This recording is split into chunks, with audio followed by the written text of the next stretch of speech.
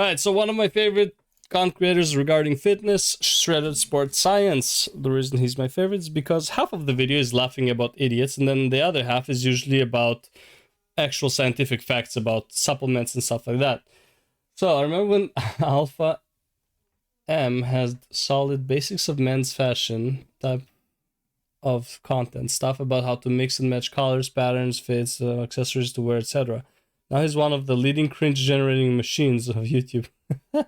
How simply working out becomes so silly. Oh yeah, of course, social media. Dude, seriously.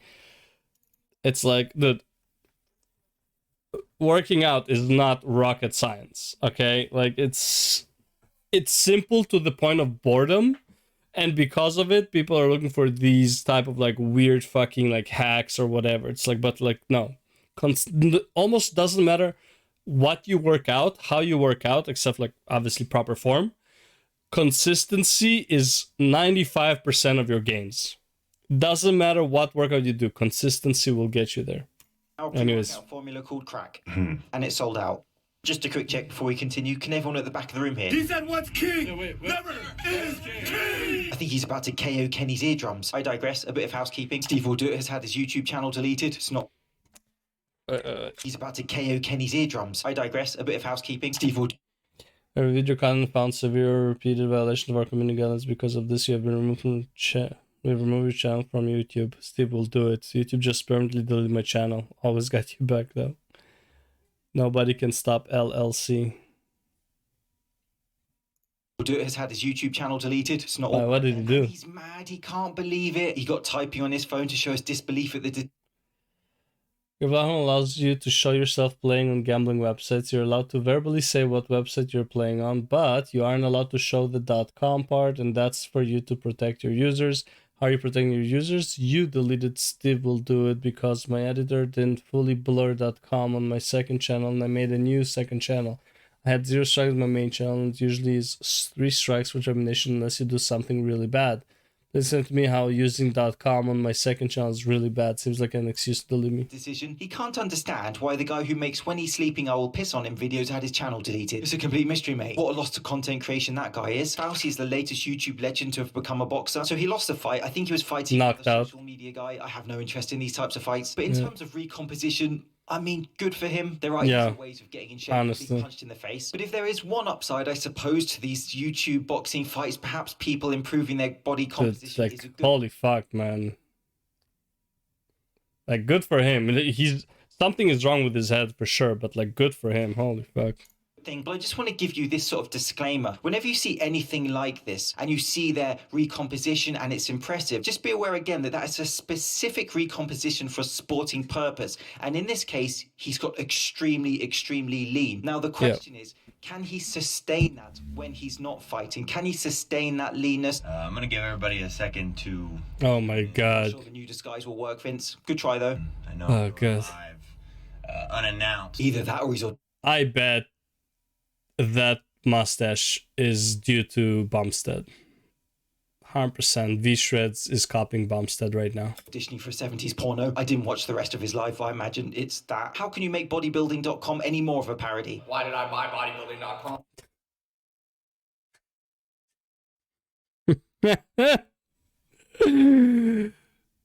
Oh my god, bro.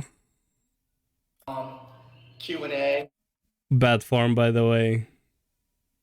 Too much weight for that exercise in bad form. Like, if you're holding it as high as you can, like this is like almost as high as you can, and you're twisting it, you're not really offering a whole lot of resistance. You have to hold it like down here.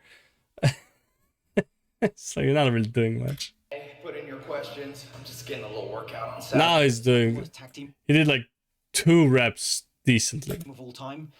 Was it Shawn Michaels and Diesel? They didn't do well together, did they? I don't know. Ty's become a fitness misinfluencer, posting crap all over social media. Surround yourself with people who don't let you give up.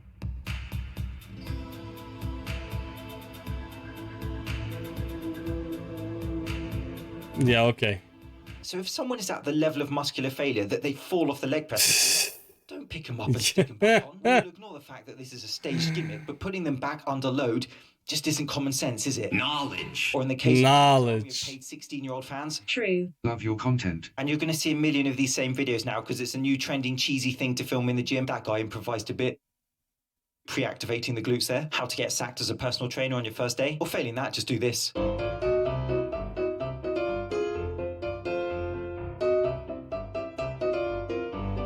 Never skip day indeed. Never skip. How the hell am I meant to go for a wee anymore without being filmed?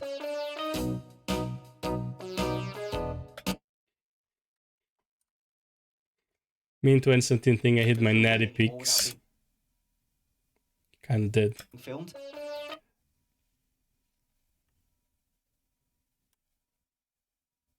Okay, bro. I'll hold it. Natural bodybuilding where the competitors don't read the terms and conditions. I mean, let me know. Is this the nattiest of nattiest bodybuilders? Oh, 100%. 15 years consistently training 4 to 5 times per week. Still learning, always trying to be better. Lifetime natty.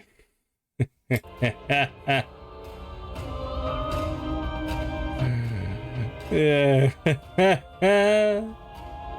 True natural bodybuilding, the best of the best natural athletes. Super natty, bros. So this is the new viral video from September of 2022. It's got 10 million views. Watch these guys react to me this. lifting twice my body weight.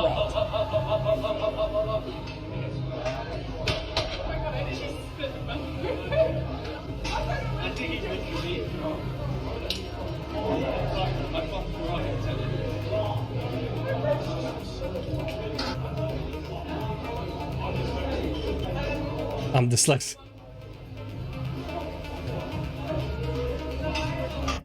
How did you guys react when that'll twice my body weight? What is it with all these beast women? And so for me, I don't see any controversy. The guy and the lifter are joking around with each other. Both have a good sense of humor. He's dyslexic, he says. Fun fact, so is Richard Branson. ATP well spent from the charity shop. Shredded Virgin Science coming soon. So, no, that's wrong. I just see it as a compliment with a bit of fun in the gym. A decent... Yeah, it's still a compliment. Bro, like, I see a guy lifting, like, fucking 3-4 plates. I'm like, good shit, brother. You know, it's like, it's, yeah, good for you.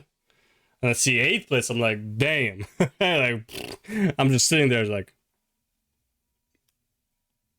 okay. An interaction between people, which we don't always have. And her profile is Sydney Cassidy for anyone wanting to check out any other stuff of hers. This first exercise is all about slimming your face. Oh what my you're God, going to do is bro. suck your cheeks. Second exercise is all about strengthening that jawline. What you're going to do is tilt your head back until you're looking at the ceiling. Basically do a Hector Salamanca. I love it when the comments are better than the actual video.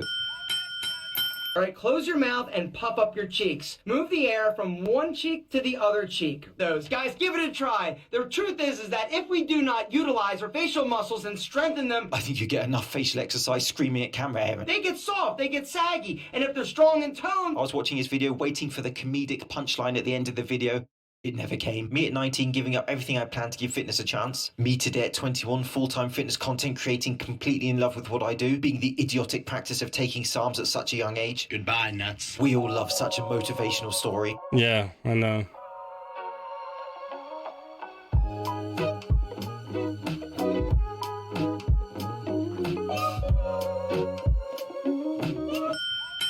And in this week's How Did I Miss... Like, oh, this whole fucking, like, oh my God, bro. To the point where it's like, I feel bad for people just joining the gym because they will probably feel like they will have to take these supplements in order to see results. Like, it's so sad, man. It's fucked up is what it is. This. So Joel Seedman made a strong claim a few months ago that an athlete he trains packed on 17 pounds of muscle in 6 weeks using his 90-degree Okay. methods. Yes. Roll the tape. Nice. 2 more. So 1 more. Good. 1 more. Not too deep. Slow. Stay tight. There you go. 1 more like that. Come on. You got this. You got this. Come on, keep pulling. Nice. 1 more like that. I like that rep right there. Let's go. I mean, that's fine. Of course, 17 pounds in 6 weeks is not a realistic communication. The first two were weird. The third one is okay, even though he can probably go even higher. But yeah, whatever. Let's see what he says. In terms of muscle gain, we have to understand sarcoplasmic hypertrophy versus sarcomere hypertrophy. If we were to only examine sarcomere or myofibrillar hypertrophy, the increase in the amount of contractile units within the muscle, then yes, we would say 17 pounds is likely impossible. However, when we take into account sarcoplasmic hypertrophy, the increase in sarcoplasmic fluid with Does that not put way too much pressure through the backs of the knees and risk hyperextension injuries? No, the pressure is not towards the middle of the body, so it's not even that big of a deal. It's like he's literally holding his body weight doing that. It's not so much like the plates are, all of the weight of the plate is on this bench. So this doesn't add any weight to here really. So it doesn't really matter that much. If anything, I would say this weight actually helps him keep himself up because there's so much weight going towards this side that he's not feeling like he's going to be falling on the other side as much. But yeah.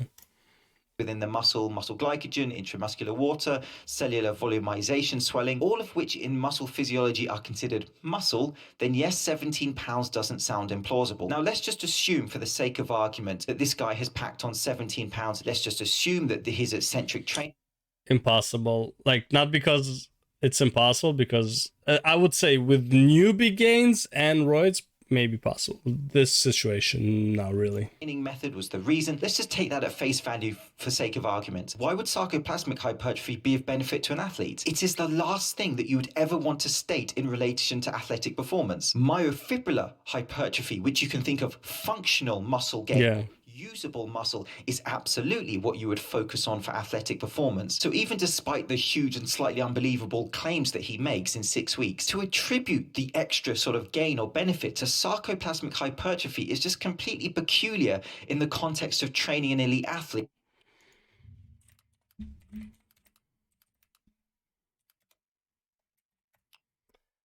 See if I understand this correctly. The volume of the sarcoplasm within the muscle fiber, which increases its size. Yeah, that's what I thought. Okay. Yeah, it doesn't make any sense. When you're highlighting yeah, it depends on, like, again, it depends. If he's... Based on his size, he's not a block. He's probably trying to, like, shoot through, right? It's like, I don't know what his profession is in the NFL, like, what he does, but, like, what his position is. But, like, he doesn't look like somebody who would like he would be blocking people. He looks like somebody who would be running through and whatever. So being bigger is actually counterintuitive for him. Increases in strength and power in your description, and attributing that extra muscle growth to sarcoplasmic hypertrophy is just really strange. It's like Gareth Gates singing Suspicious Minds, and I thought my Elvis impression was bad. So I find the whole thing peculiar. I know he's like Marmite though. People either love his stuff or hate it. From the creators of... But it's true. If you just want size, I would say negative workout, like negative exercises, are probably the easiest way.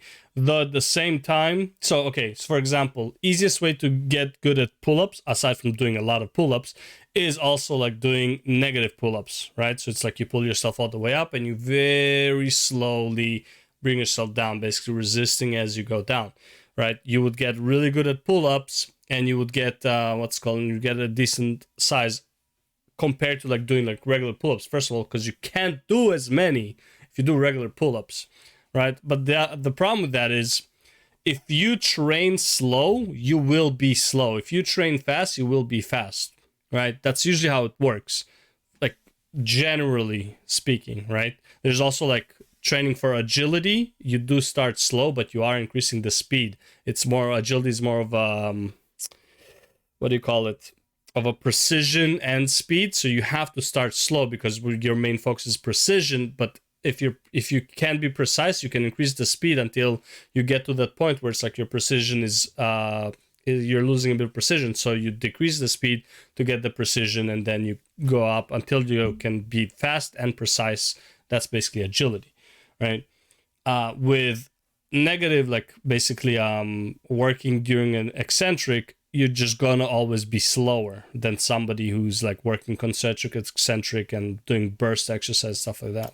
Of the watermelon challenge comes the... Kings, I'm with Greg Doucette. We're gonna try the egg challenge together. All right, 3, 2, 1.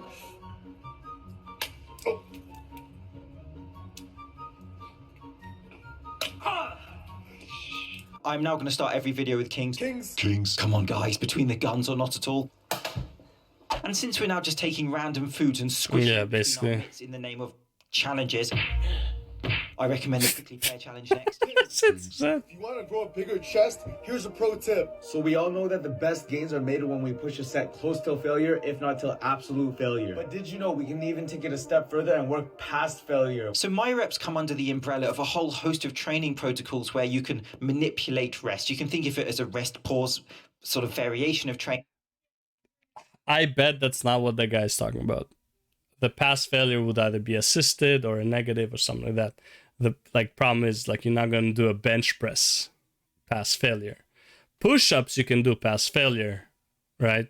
But Training with something called myo reps. Myo reps are an advanced technique to progressively overload and help you increase your gains even if you seem to be plateaued. And so Myo Reps were created by Fagely in 2006. He has this free online article explaining his ideas in depth for any of you wanting more information. And so here, for example, he explains his protocol. You perform the regular set, or what he calls an 1 to 2 reps short of failure, judged by when rep speed slows noticeably. This is your activation set, where you activate full fiber recruitment. Total failure isn't an absolute requirement. True.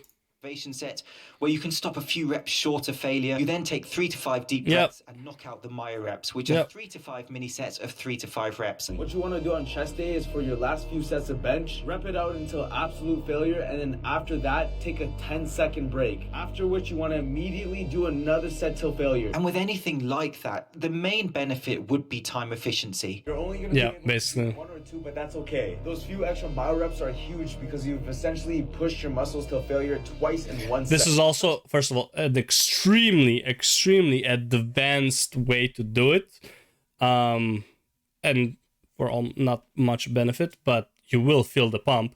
The reason this is also extreme is because most people, if they're like intermediate or beginner, they will not recover enough in those 10 seconds to even be able to lift the weight again. If you're going to go to failure on a bench press or at a high RPE with myo reps, for example, it's probably a good idea to have a spotter with you. 100%, yes. Safety. And so training is relatively simple in essence. Challenge the muscle. Almost everyone can do it with push-ups. Like, let's say you can only do like 10 push-ups, do like 8 push-ups, stop for a second. Like, you don't want to overheat, right? So you don't want to overdo it. So then take that small break and then you keep going, right? You can technically probably go on for like a good, maybe 2 more minutes of push-ups, like 2 to 3 push-ups at a time with push-ups, if you can do about 10 push-ups. Consistently. They're just like, it's an easier exercise. Another tool that can be used. There are so many different protocols manipulating rest times, the tempo of lifting, manipulating weight between sets. You have pyramid training, you have advanced methods such as drop sets, supersets, biomechanical similar supersets where you're training the same muscle group back to back. Bro, I love the cheating on this bench, by the way. It's fucking great. The list is essentially endless. The key point is none of this is a must-do. None of this is a unique, super hack. And none of this is like, will you be able to do it as a beginner? Fuck no. Not even close. If you're just starting out, avoid all of these tips. Muscle growth, they are just different options for you. And by using different training protocols, it can also keep things fun in the gym, changing adaptation. That would be the biggest thing, keeping it fun, entertaining, and something like, because man, training as a whole is super fucking boring. Like, it's what is your chest day? Bench press, dumbbell press, cable flies, cable cross flies, whatever. Then I have shoulder press, lateral raises. Then I have rope extensions, like tricep extensions, maybe skull crushers, maybe like overhead tricep extensions. But it's like, they're all variations of the same thing, right? So it's like, it gets really fucking stale and you have to like make it interesting for you. So yeah, I get it. But like, avoid these type of things. Like, this is like, he's basically doing Tabata drills right now with fucking insane amount of weight. Honestly, it's not insane. It's like 35 times 3, right? So it's like, it's not even 3 plates, so. I also want to state that when you see anything like this on TikTok, this stuff is not for beginners. I think that's an important point he could okay, in his there video. you go. This is for more experienced lifters. Very who experienced. want to incorporate different methods of overload. But here's another important point. Whenever you see any type of failure training protocol or myo reps, for example, you need to consider recovery time, especially if you're natural. If you're going to train to failure and have in-depth videos. you need like 5-minute recovery break. time between sessions will increase. Yep. Of course, you can weigh up the benefits, but also think of the disadvantages and most importantly, apply to your needs. Let me know what you think about them. Thanks. See you soon. Hey, good. Oh, fuck. I hope no one was walking outside during the...